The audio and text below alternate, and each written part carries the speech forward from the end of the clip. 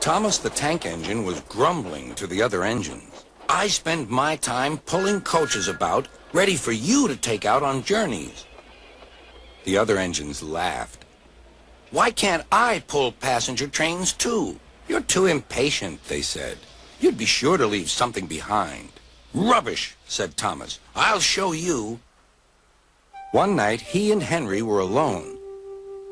Henry was ill. The men worked hard, but he didn't get better.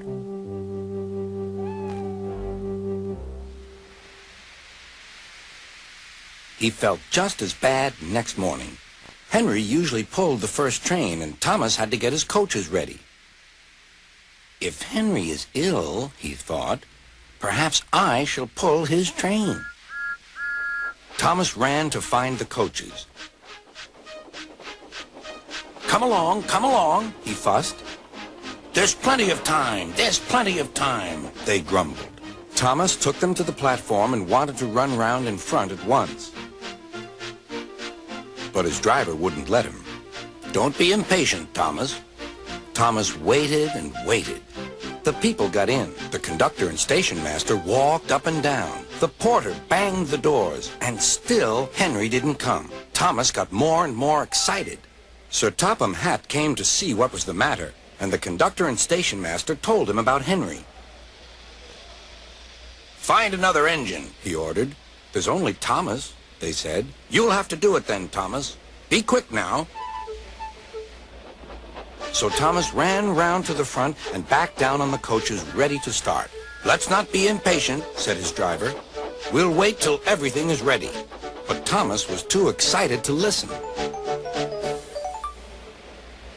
What happened then, no one knows. Perhaps they forgot to couple Thomas to the train, or perhaps the driver pulled the lever by mistake. Anyhow, Thomas started without his coaches. As he passed the first signal tower, men waved and shouted, but he didn't stop. They're waving because I'm such a splendid engine, he thought importantly. Henry says it's hard to pull trains, but I think it's easy. Hurry, hurry, hurry, he puffed, pretending to be like Gordon. People have never seen me pulling a train before. It's nice of them to wave. And he whistled. Beep, beep. Thank you. Then he came to a signal at danger. Bother, he thought. I must stop. And I was going so nicely, too.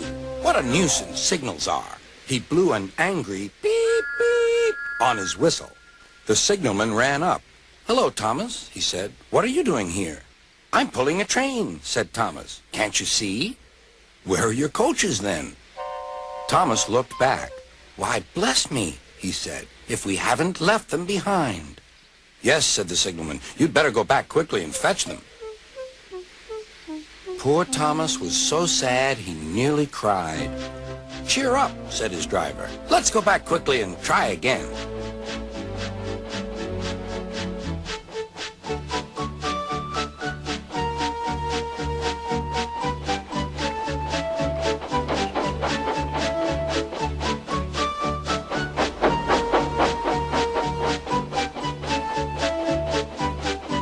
At the station, all the passengers were talking at once. They were telling Sir Topham Hatt what a bad railway it was. But when Thomas came back, they saw how sad he was and couldn't be cross. He was coupled to the train, and this time he really pulled it.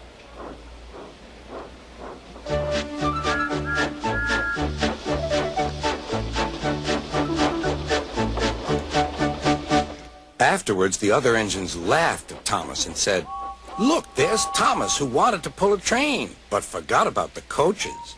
But Thomas had already learned not to make the same mistake again.